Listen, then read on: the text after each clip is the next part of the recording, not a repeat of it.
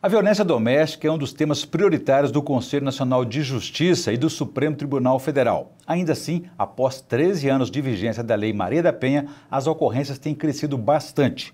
Quais são as dificuldades para o combate à violência contra a mulher e qual é a sua estrutura? Esses são os principais temas de hoje do Pensamento Jurídico, uma produção da Associação dos Magistrados Mineiros, a AMAGES. Para falar sobre o assunto, nós vamos conversar com o juiz Marcelo Gonçalves de Paula, que é titular do 2º Juizado de Violência Doméstica e Familiar contra a Mulher da comarca de Belo Horizonte e também integrante da Coordenação da Mulher em Situação de Violência do Tribunal de Justiça de Minas Gerais e do Comitê Executivo do Fórum Nacional de Juízas e Juízes de Violência Doméstica. Ele é magistrado há 18 anos e já passou por 5 comarcas: João Pinheiro, Pompéu, Inhapim, Ipatinga e Belo Horizonte, onde está há 6 anos. Doutor Marcelo, obrigado pela presença mais uma vez aqui no Pensamento Jurídico. Prazer recebê-lo aqui. Teremos o quadro Pensamento Literário, que o senhor fará indicações de leitura para os nossos telespectadores. Não teremos ainda o quadro Pensamento Universitário, porque os estudantes ainda estão voltando ainda das séries, mas no próximo programa com certeza eles estarão presentes aqui. Muito bem, doutor Marcelo, a questão daí, após 13 anos, né, a Lei Maria da Penha já está consolidada no país, no meio jurídico e fora dele. Como é que o senhor avalia? A nossa legislação, ela traz inúmeros avanços, né? Eu vejo que é uma legislação aparentemente recente, que era de 2006, mas a evolução ainda traz a necessidade de várias implementações numa sociedade ainda que também está caminhando em evolução. Por isso que os nossos operadores ainda precisam desses ajustes interpretativos. Exemplos são compreensões de gênero, orientações sexuais, enfim. Mas o que a gente percebe é a estruturação melhorando a cada dia mais os institutos que atuam, né, com essa legislação. Então eu vejo com muito otimismo o que nós temos e o futuro ainda que está por vir. E nesses 13 anos, nessa trajetória da Lei Maria da Penha, ela sofreu aperfeiçoamentos da legislação também, no sentido de torná-la mais efetiva. Sim. O que a gente vê na própria legislação mesmo em geral é essa necessidade que você tem da adaptação da sociedade e as suas estruturas evolutivas para que a legislação em si ela sofra os seus respectivos avanços. Por isso que ela vai se adaptando, se moldando a cada situação que surge no decorrer aí do tempo. Então, esses aperfeiçoamentos vieram nesse sentido e vieram para melhorar.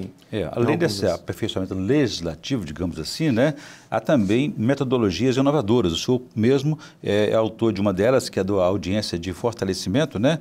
E conta para a gente como é que funciona e qual é o efeito disso aí nesse conflito, nesse confronto aí entre homem e mulher, fruto aí de uma situação de violência doméstica.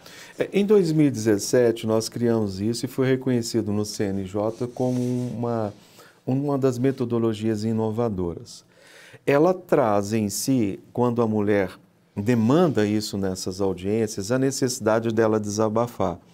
E nós invertemos na audiência essa lógica do protagonismo do machismo. A mulher passa a fazer as perguntas, passa a desabafar, passa a colocar toda a sua história nessa audiência e esse homem apenas escuta.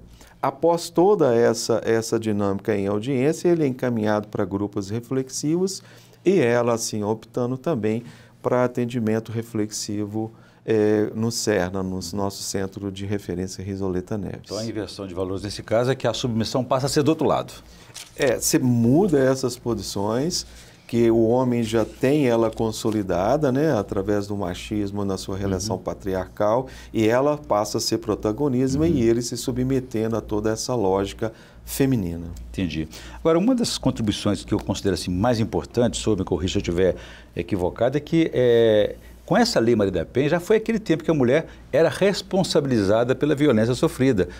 Estou falando das estruturas de defesa da mulher, aí, seja na polícia, seja até mesmo entre os juizados, né? Quer dizer, a mulher não é mais a responsável por aquela violência sofrida. Orion, é importante, você toca num assunto que chama revitimização. E um dos pontos da inovação que veio em 2017, na própria legislação Maria da Penha, é para retirar ainda mais nos órgãos públicos, quando é feito o atendimento, a escuta, enfim, toda essa dinâmica dos operadores de direito, evitar que essa mulher fosse submetida a essa discriminação, a esse olhar machista no estrutura, em que traz ela apenas como uma figura que estivesse ali suplicando por um atendimento. Muito pelo contrário, ela está exigindo que ela seja mantida nos seus direitos igualitários por essa equiparação de gênero. Então, a legislação também traz essa exigência para o operador.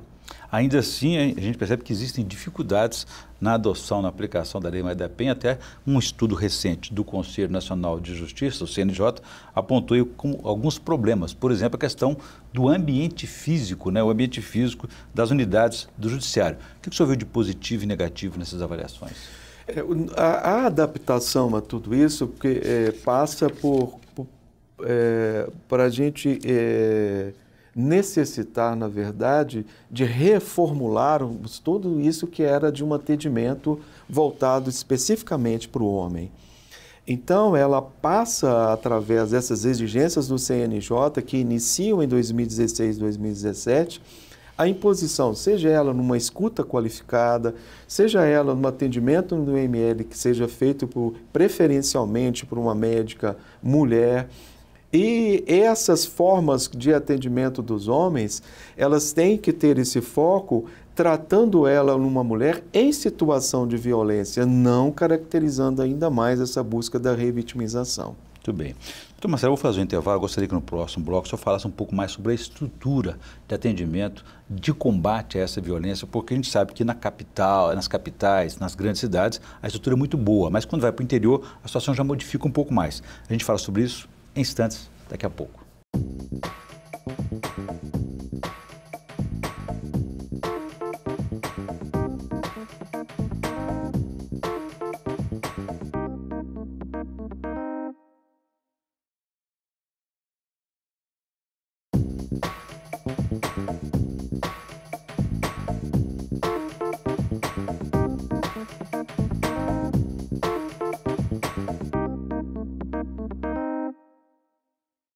Estamos de volta com o Pensamento Jurídico, uma produção da Amarges. Participe de nosso programa pelo e-mail pensamento@amarges.com.br.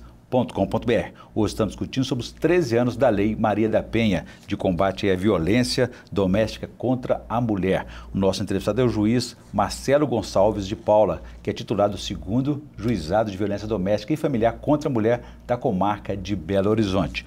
Doutor Marcelo, então deixei para o senhor uma questão no bloco anterior a respeito dessa estrutura, que a gente sabe que a maioria das varas especializadas no combate à violência contra a mulher, elas estão nas capitais, nas grandes cidades. E vai para o interior fora. Como é que fica essa situação, essa estrutura de atendimento e de combate à violência? O nosso Tribunal de Justiça está numa preocupação enorme com isso e vem trazendo muito material para dar condição às colegas e aos colegas do interior de especializarem ainda mais nessa matéria. Então, o Tribunal de Justiça, através da sua resolução, estabeleceu que todas as segundas varas, comarcas onde tem mais de uma vara, todas as segundas varas têm competência especializada para violência contra a mulher. E a coordenação, junto com a Escola Judicial, vem realizando cursos, capacitação e trazendo mais material para os colegas. Isso falando da dinâmica das juízas e dos juízes do Tribunal de Justiça. Já as delegacias têm criado também nas regionais as delegacias especializadas com delegadas, que também vêm fazendo esse trabalho de aprimoramento e de conhecimento ainda mais sobre a matéria. Temos também os núcleos das defensorias públicas, os NUDENs, que a Defensoria Pública tem levado para as comarcas do interior, as comarcas de entrância especial, criar esses núcleos de atendimento da mulher. E também as promotorias de justiça, que agora, este ano, foi criada uma coordenação da violência contra a mulher na Procuradoria do Estado, da Procuradoria de Justiça. Enfim, A cada ano a gente estrutura mais e caminha para melhorar esse atendimento. Quando se fala em violência doméstica contra a mulher, às vezes as situações são de urgência, né? No caso de comarcas que, sabidamente, não tem um magistrado ali sempre presente, o delegado de polícia ou o próprio policial, eles podem adotar alguma medida protetiva de urgência? Veja bem, essa é a alteração que veio em 2019. Ela é um dispositivo que traz a possibilidade em comarcas que não sejam sede de comarcas, e aí ela vem criando situações em que a autoridade policial pode fazer a aplicação dessas medidas protetivas. Se não houver delegacia, não houver um delegado, aí um policial pode fazer a aplicação dessas medidas protetivas. Enfim, é necessário, primeiro, que você faça uma análise se é sede de comarca. Sendo sede de comarca, a autoridade para deferimento disso é a magistrada ou é o magistrado. Em não sendo sede de comarcas, aí entra essas figuras em que possibilita a autoridade policial e ao policial a aplicação dessas medidas protetivas. O que a gente tem que chamar a atenção nessa alteração da legislação é que em 2008 se criou um dispositivo que é o descumprimento de medidas protetivas. Esse descumprimento de medida protetiva surgiu daí um tipo penal, que estabelece uma pena onde há descumprimento de medida protetiva. Mas esse dispositivo deixa claro que é descumprir decisão judicial que aplica medida protetiva. O que quer dizer, nessas hipóteses onde a autoridade policial e os policiais aplicam medidas protetivas, o descumprimento delas não leva ao crime de descumprimento de medidas do artigo 24A. Porque não foi judicial. Porque não é judicial. Ainda assim, também, em sendo aplicadas, elas precisam ser reavaliadas, validadas por um magistrado ou por uma magistrada. Em 24 horas tem que se fazer essa reavaliação pelo magistrado. Há discussões em torno da constitucionalidade desse dispositivo, mas, enfim, não nos cabe aqui entrar nesse mérito, né? Entendi. Agora, só para a gente compreender a condução desse combate à violência, né? Havendo a denúncia, a próxima etapa seria prisão em flagrante, que medida protetiva pode ser adotada e como que ela é fiscalizada? Qual que é essa dinâmica, o procedimento? Há o delito, há a violência contra a mulher. Ela pode ser atendida pela polícia militar ou ela pode ir direto a uma delegacia de polícia. Pode ser especializada ou não especializada. Feito chegando a polícia a esse conhecimento, a autoridade policial faz o requerimento de medida protetiva. Diga-se que aqui em Belo Horizonte esses requerimentos são feitos num prazo máximo de 24 horas e num prazo máximo de 48 horas são deferidas. Então, a maioria das medidas protetivas, eu posso dizer que quase que 90% a 99% delas tem o seu deferimento quando apresentado nos 4 juizados. O senhor falou da importância que se tem com a linguagem, com o cuidado de reconhecimento tanto masculino, feminino, como o senhor citou aí, até mesmo aquelas audiências de fortalecimento, né? A questão também do ambiente físico, que falamos há pouco aí, sobre o cuidado de não se colocar na mesma sala, aguardando uma audiência do juiz ou da juíza, então a vítima com o seu agressor, né? Essa é uma preocupação também que faz sentido, né? Muito. Em 2018, nós também conseguimos uma sala no nosso Fórum Lafayette, onde que ficam os juizados especiais, chama salas de acolhimento. Nessas salas de acolhimento, a mulher ela não tem contato com o agressor. Então, ele é ouvido em separado, ela também é ouvida em separado. E quando há necessidade, nós vamos para uma sala de escuta qualificada que também o Fórum Lafayette aqui disponibiliza. Então, isso é muito importante, porque você tem uma mulher fragilizada que começa ou consegue sair do ciclo de violência e, estando ali naquela situação, você tem que procurar ao máximo dar a ela uma estabilidade emocional. O senhor falou sobre durante a audiência de fortalecimento, sobre a inversão de valores, né, e a reação dos homens diante de uma situação como aquela em que ele é submetido ao silêncio, digamos assim, à escuta, né? Como é que o senhor avalia, por exemplo, aí os efeitos, como é que reagem os agressores às medidas protetivas? tem sido suficiente ou é preciso endurecer mais às vezes? Você aplica no universo medidas protetivas que têm o objetivo de trazer uma reflexão sem um endurecimento nesses dispositivos que você utiliza. Mas quando esses homens agressores e que atingem esse nível de chegar a uma violência física, você percebe da necessidade de uma introdução um pouco mais compulsiva e impor a eles, na verdade, a necessidade de quebrarem essa reflexão machista e protagonista. Então, às vezes, você tem que ser um pouco mais incisivo nas medidas protetivas. Porque o que nós temos observado, eu não sei se é um número crescente, a onda de violência contra a mulher, ou se as mulheres passaram a denunciar mais. Mas sobre esse assunto, eu gostaria que o senhor falasse, no próximo bloco, uma maneira de como interromper aí esse ciclo de violência contra a mulher. A gente volta então em instantes.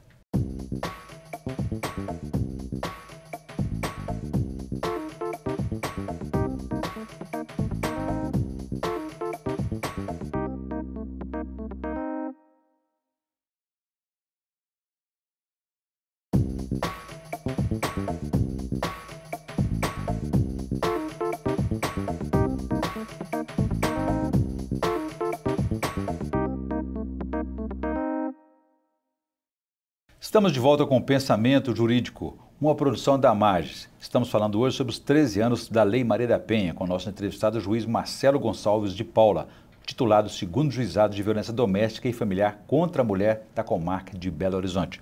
Doutor Marcelo, deixa eu fazer uma questão no bloco anterior a respeito do número crescente de ocorrências de violência contra a mulher. Eu tenho um dado aqui que apenas no primeiro semestre deste ano, 73.457 ocorrências de violência doméstica foram registradas em Minas Gerais. Daria uma média de 2.000 casos acima do total registrado no mesmo período do ano passado.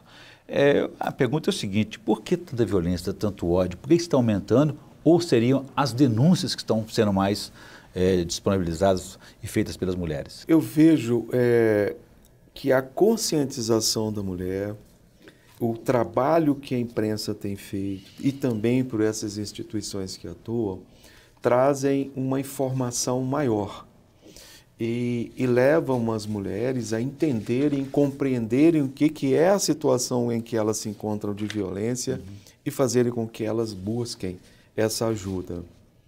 Mas há um dado também importante sobre isso, é que a gente percebe que essas pesquisas em que trazem no universo jurídico, através do CNJ e outros fóruns, elas iniciam a sua dinâmica maior a partir de 2014 e 2015.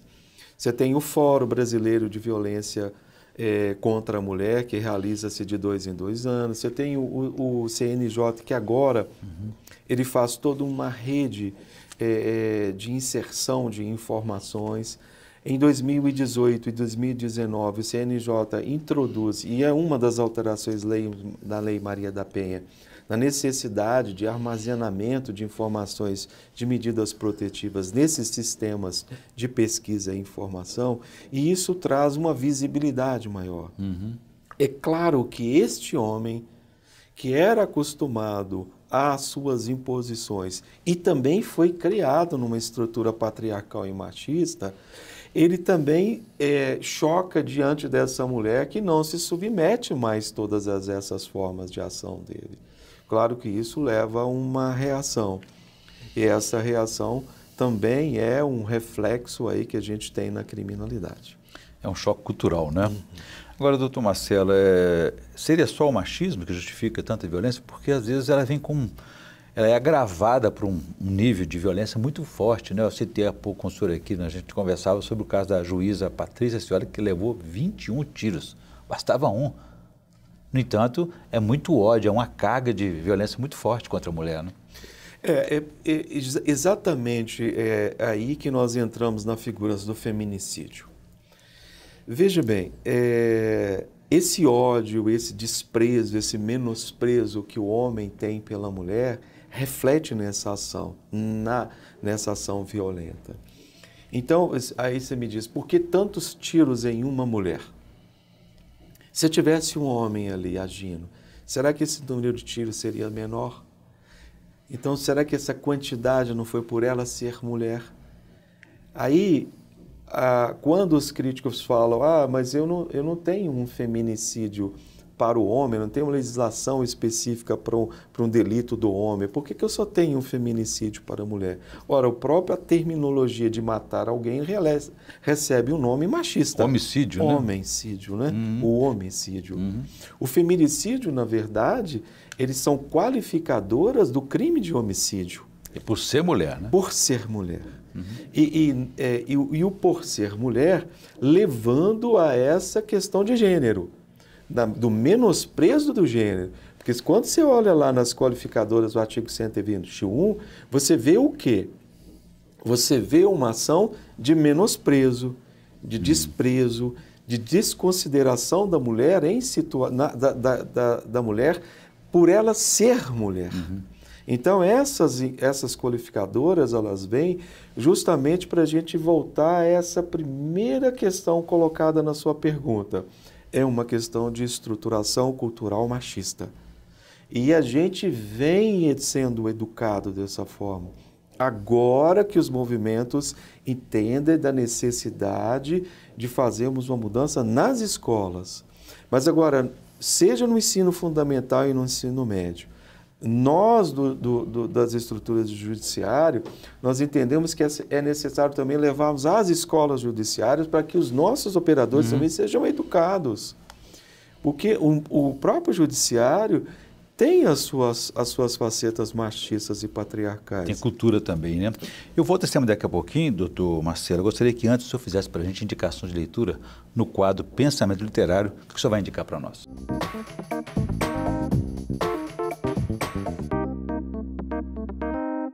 Olha, tem um livro recente que eu estou lendo, da colega do Rio de Janeiro, da Adriana Mello, chama A Lei Maria da Penha na Prática.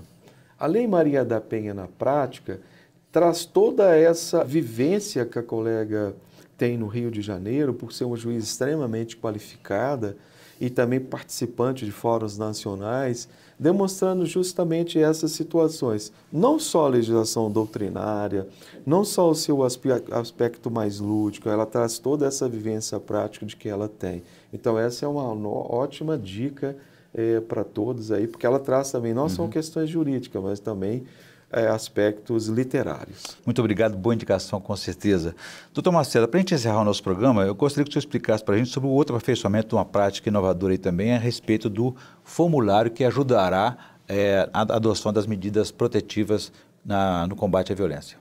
Semana passada, nós tivemos em Brasília, no dia 8 e 9, foi a 13ª Jornada Maria da Penha. Todos os anos, no mês de agosto, que é o mês em que a Maria da Penha, essa legislação faz aniversário, realiza esse evento em Brasília e reúne os operadores de violência doméstica do Brasil. Lá o CNJ nos apresentou o Formulário Nacional de Avaliação de Risco, que consiste em perguntas que agora serão direcionadas a esse formulário pelo CNJ, tanto às polícias, militar e civil, e também aos operadores de direito nos fóruns, no Ministério Público, enfim. A vítima vai vai responder esse formulário já pronto, ela recebe ponto, ela mesma responde, e esse formulário é juntado nos pedidos de medida protetiva. Isso nos auxiliará muito para o deferimento ainda mais adequado de um tipo de medida para aquela situação que ela está vivenciando. Indicativo de risco, de alto risco, médio e baixo risco, no caso de uma denúncia como essa, né? Muito, e nos ajuda, nos auxilia. Ela vai apurar essas informações e trazer mais esses elementos para nós. Ok, muito bem. Bom, eu conversei aqui com o juiz Marcelo Gonçalves de Paula, que é titular do 2º Juizado de Violência Doméstica e Familiar contra a Mulher da Comarca de Belo Horizonte. E discutimos aí sobre os 13 anos da Lei Maria da Penha, aperfeiçoamentos e práticas inovadoras no combate à violência contra a mulher. Doutor Marcelo, obrigado pela presença, foi um prazer receber aqui. Bom, nós ficamos por aqui. Se você quiser participar, escreva para pensamento@amages.com.br. Obrigado e até a próxima.